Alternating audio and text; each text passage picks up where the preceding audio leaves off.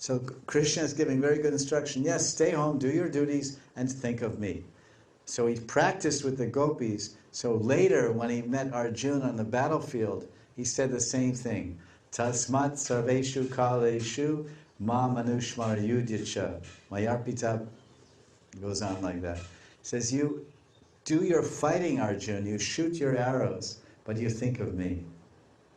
Tasmat sarveshu kaleshu mam anusmara yudyacha.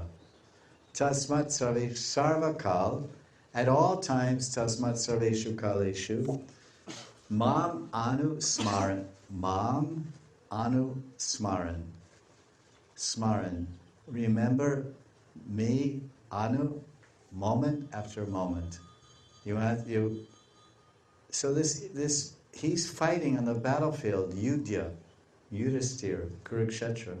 But Krishna is telling him, shoot arrows, destroy the forces of irreligion. At the same time, think of me. So this proves that our working senses can be engaged in one way, while our knowledge-acquiring senses or our mind can be engaged in another way.